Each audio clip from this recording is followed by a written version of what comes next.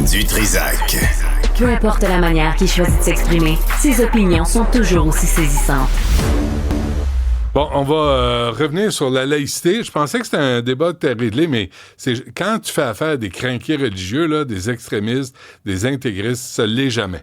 Parce que autres, dès que tu négocies un peu, c'est un signe de faiblesse, de soumission, et on est encore avec ce dossier-là des années, des décennies où ça aurait dû être réglé, mais il y a eu la loi 21 par le gouvernement Legault et on va toujours lui donner ça, mais il faut pas en rester là parce que ce combat est sans fin, sans fin. Avec nous, François Dugré, qui est membre du Rassemblement pour la laïcité. Monsieur Dugré, bonjour. Bonjour, M. Dutrizac. Merci d'être avec nous. D'abord, un mot sur tout ce qui se passe, l'école Bedford, trois autres écoles, j'allais dire églises, trois autres écoles qui sont sous enquête ou qui devraient l'être. On constate que c'est un mouvement d'islamisation là, qui s'installe dans les écoles de Montréal. En tout cas, ça en a toutes les apparences. On n'a pas encore toutes les informations. J'ai lu le rapport, vous aussi, semble-t-il, hein? Ouais. Donc, il est assez caviardé. On essaie de se faire une tête. Il y a des choses qui sont aussi minimisées, minorées. Hein? On essaie de ménager un petit peu le phénomène. Mais je me permettrai une distinction qui peut sembler savante, mais qui est bien reçue quand même dans les milieux, en ce qu'on appelle une islamisation par le haut. Les frères musulmans en Égypte cherchent à s'accaparer le pouvoir en Égypte, ils l'ont fait pendant un temps. L'Iran, évidemment, qui est le modèle qu'on connaît tous, disons, de théocratie, pour reprendre ce terme-là. Mais aussi, c'est le phénomène qu'on voit surtout en Occident, ce qu'on appelle l'islamisation par le bas. C'est-à-dire que des porte-paroles de cette communauté religieuse-là, des imams, différentes autorités, essaient de garder un certain contrôle sur les ouailles. Et en ce sens-là, il peut y avoir un travail par le bas pour créer une pression communautaire sur les différentes personnes de cette communauté-là. Alors, ce qui est malheureux, et vous en êtes aussi, c'est que la pression se fait essentiellement sur des jeunes filles et les enfants dans le cadre d'une école publique, laïque, et évidemment, on a raison de s'en inquiéter très largement. Comment vous voyez ça, M. Dugré, là, les réponses d'Isabelle Gélina qui prétend avoir commandé l'enquête, mais qui a jamais rien vu, puis la directrice des communications lui disait que tout allait bien. Est-ce que c'est typique d'une réaction de peureux devant... C'est parce qu'ils sont intimidants, là. Ils peuvent être violents. Il y a eu des cas en France, là, 2 profs, Samuel Paty, Dominique Bernard, poignardés, décapités, parce que par des crinqués islamistes. C'est pas vrai qu'on va s'en aller vers ça ici au Québec. Là. Évidemment, c'est très préoccupant. Je me permets d'envoyer un ouvrage dirigé par Georges Bensoussan. Des Québécois ont participé, Mathieu Bocoté et Jamila Benhabib. Donc, l'ouvrage s'appelle « Une France soumise ». C'est 700 pages de témoignages dans les écoles, les hôpitaux, à la mairie, etc. Et la réponse usuelle des autorités gouvernementales, municipales, qu'importe, c'est toujours pas de vague. Hein? C'est rendu, et ceux qui ont pu voir le film Amal, Une femme libre, là, de notre réalisateur, c'est le même récit, hein? C'est le pas de vague. Donc, c'est vrai qu'ils font réellement peur. Ça serait peut-être un autre sens à donner au terme islamophobie, une vraie peur de l'islam dans ses actions lorsqu'elles deviennent violentes chez certaines personnes, selon certaines convictions. Il y a une peur et donc on laisse filer. J'ai lu le rapport, j'ai entendu des entrevues, donc je vais le dire sous toute réserve, je ne suis pas un spécialiste de la question et de donner les torts et les mérites de tout un chacun, mais il me semble que Marois Risky a fait un excellent travail et les réponses données par l'actuelle directrice me semblent plutôt douteuses. Je peux au moins m'avancer là-dessus à partir de ce qu'un citoyen qui lit là-dessus peut se faire comme tête. M. Dugré, il faut comprendre hein, comment on procède quand on veut convertir les gens à notre religion, là, quand on est vraiment crinqué, quand on est intégriste. Et l'autre façon aussi, ce sont, on l'a vu en France depuis longtemps, les prières de rue qui débarquent à Montréal. Il y en a eu plusieurs, 3, 4, et je pense qu'il y en a plus que ça, et on ne les a pas répertoriés. Comment vous interprétez ça, vous, une prière de rue? Il y a plusieurs éléments, puis on réécrit pas l'histoire. On peut regarder ce qui se passe en Occident de façon générale. Comme on le disait dans une lettre publiée dans Le Devoir, l'idée d'accaparer l'espace public a été théorisée et vendue par le fondateur des Frères musulmans. Alors ça aussi, il faut voir la stratégie qu'il y a derrière ça. Donc l'idée d'accaparer l'espace public. Je vais prendre le terme anglais d'empowerment, l'idée qu'on se renforce, on regarde la communauté, on est présent, ça peut intimider. Mais une chose que j'ai moins entendue dans l'espace public et sur laquelle j'aimerais peut-être insister, c'est la volonté de brouiller justement la distinction, le mur de séparation qu'on fait entre l'espace public et l'espace privé.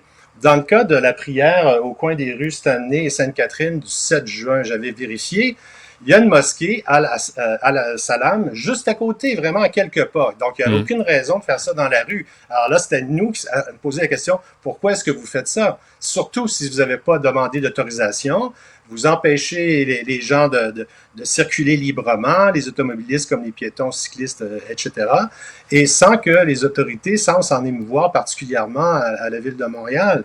Alors, on avait écrit une lettre au ministre Roberge, ministre de la laïcité, sous ce chapeau-là, si vous voulez, et il a pu nous répondre qu'il allait travailler à faire en sorte que les principes de la laïcité soient appliqués efficacement et concrètement. Alors, au lieu d'interdire carrément les prières de rue. C'est quand même pas, en passant, M. Dugré, la manifestation, là, Stanley et Sainte-Catherine, c'est à côté de chez Paris, ça. C'est pas là qu'on va trouver 72 vierges pour le paradis. Là, tu vas chercher longtemps à Sacramouille, là. Mais peut-être des yeux de braise. Peut-être. Mais qu'est-ce qui arrive là devant ça? Parce que personne n'ose dire quoi que ce soit. Tu sais, dans les médias, on n'en parle à peu près pas non plus. Valérie Plante, ça n'a pas l'air l'intéresser.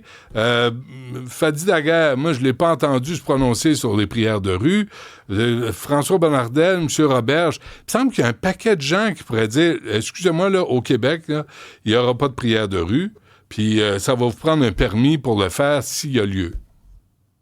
Voilà, exactement. Il faut jouer la carte de la loi. Puis comme je l'avais déjà dit au micro avec Sophie Durocher, à l'émission de Sophie Durocher, dire restez calme. On va dire non, très fermement. Voici pourquoi. C'est un espace public. Vous l'accaparez et il n'y a pas d'autorisation pour le faire. Alors vous dégagez. Évidemment, bien concrètement, ils ont peur des réactions. On va dire que l'État est islamophobe, que la police fait de la discrimination. Mais ça, il faut être ferme. Il faut rester justement calme, jouer sur les principes et dire ce qui est illégal est illégal. Ça viendrait de gens qui sont d'une autre religion. Ça n'a aucune espèce d'importance ici quand on se tient sur le plan des principes de la laïcité. On est d'accord.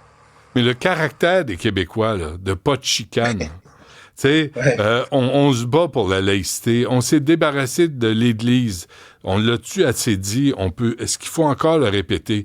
Et là, tout à coup, il y a une immigration qui débarque d'une religion en particulier qui veut imposer cette religion à la société québécoise. Puis il n'y a pas grand monde qui ose dire « ça suffit ». Oui.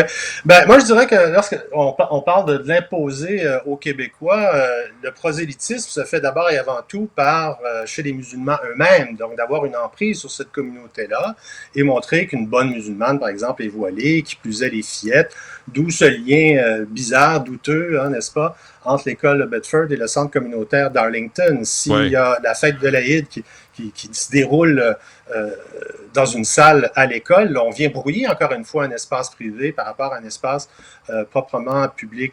Alors, il faut que les gens aient une vue plus lucide de ces choses-là. Et la question de l'école, malheureusement, souvent dans le droit, on fait pas assez état de ça, mais on pourrait parler d'un espace civique.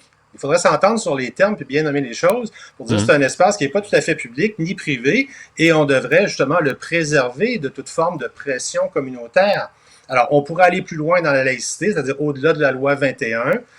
Il faut qu'il y ait de la pédagogie. Ça, c'est un reproche, je crois, qu'on peut faire tout de même à la CAQ, d'avoir peu fait la pédagogie de leur loi sur la laïcité. Une association comme la nôtre, justement, essaie de prendre la parole quand les médias lui offrent l'occasion pour préciser ces différents enjeux-là. Oui, là, on montre, pour ceux qui nous suivent à la télé, M. Dugré, vous aviez aussi publié le centre communautaire d'Arlington qui avait organisé une fête à l'école de Bedford. Et tout ce qu'on voit, des petites filles voilées. Pourquoi? Puis le voile, c'est pas inoffensif comme message, là. C'est ça. Et si on continue à creuser sur la page Facebook de ce même centre communautaire, on va trouver quantité de fillettes bien réelles, bien physiques et pas juste imagées, qui sont tout à fait voilées. Alors, bon, c'est leur droit dans l'espèce de la communauté, c'est pas à la société d'intervenir pour empêcher ça. Le débat reste ouvert pour dire est-ce qu'on empêche les signes religieux pour les jeunes filles, surtout musulmanes, étant donné les résultats au vu de la commission Stasi, que les jeunes filles disaient c'est le seul espace civique, justement, on peut se débarrasser de ça, et c'est bien. Mais on voit en même temps, on suit les informations, une espèce de recul du consensus sur une laïcité, appelons-la un peu plus stricte ou républicaine en France actuellement. Donc, quantité d'où les abayas et tout ça. Alors, pour revenir à notre sujet des prières de rue, il y a une volonté justement de marquer, de frapper le tambour pour dire on est toujours là, on s'accapare l'espace public, puis on teste les limites des autorités municipales et nationales. Et c'est là encore une fois qu'il faut rester ferme, d'y aller avec des principes. Et on prend toutes les précautions pour dire, bien sûr, et à juste titre, que des Maghrébins ont pu s'opposer au clan dit dominant, l'école Bedford, composé essentiellement de Maghrébins, mais plus large, ce qui compte au fond, qu'importe l'origine du pays, c'est d'être musulman, de vouloir imposer cette vision-là, c'est leur vision de l'islam, sur les autres. Donc, les communautés elles-mêmes musulmanes sont divisées. Avez-vous l'impression qu'on abandonne justement les musulmans qui sont pas intégristes, qui veulent garder la religion pour eux, pour elles, et qui veulent pas adhérer aux extrémistes religieux? On les abandonne à leur sort, on ne les appuie pas parce qu'il faut être ferme avec des intégristes. Il n'y a pas de négociation, c'est pas oui peut-être, c'est non, c'est oui, c'est non. Il y a pas, c'est noir ou blanc. C'est ça. Mais j'ajouterais un point, là aussi, je trouve qu'on n'en a pas beaucoup discuté dans l'espace public. On me fait toujours comme si le voile était un facteur de prosélytisme, puis que quelqu'un allait se convertir dans une classe parce qu'il y a un professeur voilé. Encore une fois, c'est beaucoup plus la pression sur les musulmanes, mais il faut penser aussi aux aspects, appelons-les, négatifs du signe religieux. Si des Juifs estiment, dans le contexte qu'on connaît, que ça peut être menaçant, est-ce que telle enseignante va m'accepter pleinement? Est-ce qu'elle est plus sévère dans ma copie ou non? S'il y a une bagarre dans la cour d'école, est-ce qu'elle prend parti pour la voiler ou à mon détriment parce que je suis musulman, ou parce que je suis lesbienne, ou parce que je suis homosexuel? C'est autant de facteurs qui viennent jouer puis qu'on ne prend pas souvent en compte. Alors quand on a ce souci, je dirais, plus large de la justice et de s'assurer d'institutions publiques laïques, ben, ça devrait être une préoccupation de tous les citoyens en tant que citoyens. Mais quand on pas voit en vertu aussi... d'une religion ou même d'un groupe, là. Mais là, on n'est plus dans l'hypothèse, là, dans le concept, les principes. Quand on voit à l'école Bedford, on refuse d'enseigner la sexualité, on refuse d'enseigner la science, ben c'est ça que ça donne. C'est pour ça qu'on veut la laïcité, parce que tous les enfants doivent partir avec du même pied, doivent avoir les mêmes chances dans la vie, même si, tu sais, puis c'est pas des enseignants intégristes qui vont changer ça au Québec, mais ça a l'air que oui. C'est ça. Et là, il faudrait qu'il y ait aussi de la part des syndicats qui ont pas mal pris fait et cause contre la loi 21, un moment La FAE, en tout cas. de recul. Oui, ben ça c'est sûr. Mais dans ce cas-ci, l'Alliance qui n'a pas été particulièrement courageuse, d'être capable, elle aussi, de s'en tenir à des principes et de dire, lâcher un petit peu le récit dont on cherche à stigmatiser une communauté. On stigmatise personne avec des principes pour assurer un vivre ensemble paisible, sain, surtout dans une classe, bon Dieu. Alors, si on voit pas ça, et on met uniquement l'accent sur les convictions religieuses des enseignants et des enseignantes sans même jamais penser aux étudiants qui sont les premiers bénéficiaires de l'école, et c'est aberrant qu'on ait à redire ça, ben voilà, et dans le cas de l'école Bedford, c'est encore ce qu'on a pu voir, c'est que les étudiants semblent être les derniers concernés par les problèmes que ça peut soulever. Avant qu'on se quitte, François Dugré, craignez-vous que là, par exemple, l'école Bedford, là, ça soit la nouvelle de la semaine, ça soit revenu dans l'actualité, mais la semaine prochaine, on ait tout oublié et que rien ne change? Un facteur d'espoir, c'est le fait que Marois Risky du Parti libéral ait pris ce dossier-là à bras-le-corps. Elle me semble bellement passionnée par la chose. Elle dit les bonnes choses. Et là, ça devient transpartisan. C'est rare qu'on voit ça. Les gens sont assez campés. Là, il y a une lueur d'espoir pour dire, ben là, les problèmes qui nous arrivent, qu'on ne cherche pas, mais qui nous arrivent en pleine face, ben justement, il faut essayer de les régler par des principes et sortir d'un certain clientélisme malheureux, multiculturaliste ou communautariste, comme on le voit sur la scène fédérale et comme certains partis politiques le font au Québec, bien sûr. Alors, non, c'est un appel vraiment à une vigilance citoyenne pour le bien de nos enfants, pour le bien du vivre ensemble de la société, d'une façon générale, au-delà de tous les conflits qu'on peut connaître. Ouais, non, attendez, là, citoyenne, là, mais quand tu te fais menacer, Ouais. quand ils se mettent en gang Oui, contre oui. toi, quand ils te gueulent après à l'épicerie, je veux dire, c'est pas viable, ça, c'est pas acceptable. Mais là, ça a l'air que Non. c'est des façons de faire. Et moi, j'ai pas entendu en passant Gabriel Nadeau-Dubois et Québec solidaire se prononcer sur l'école Bedford. Je l'ai peut-être échappé, mais c'est drôle, j'ai rien entendu là-dessus. C'est-tu drôle? J'ai rien vu, mais j'ai vu un mot sur Twitter ou X là, de Ruba Gazal pour dire que c'était inacceptable et c'est tout. Et j'étais heureux de le Qu'est-ce qui voir, est, mais c'est sûr mais que c'est pas un dossier où Québec solidaire brille. qu'est-ce qui est inacceptable? Qu'on dise à des profs intégristes qu'on n'accepte pas, ou les enfants qui sont... Non. qu'est-ce qui est inacceptable? Est-ce qu'on peut avoir des précisions? Ben, c'est ça, j'en ai pas vu, mais est-ce que c'est inacceptable le fait de justement pas enseigner les sciences, qu'il y ait rien sur la sexualité parce qu'on met l'accent sur la pudeur, puis on veut une éducation musulmane pour les musulmans.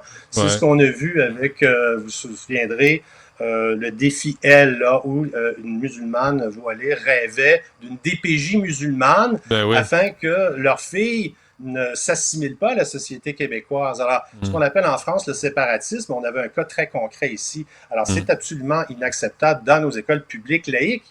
Et Ouais. encore là, est-ce qu'il faut étendre la loi 21 aux écoles privées, aux services de garde? Voilà de nouvelles questions, évidemment, que ces événements nous amènent à poser. Très pertinent. François Dugré, membre du Rassemblement pour la laïcité. Merci. À la prochaine. Merci, M. Dutrac. À la prochaine.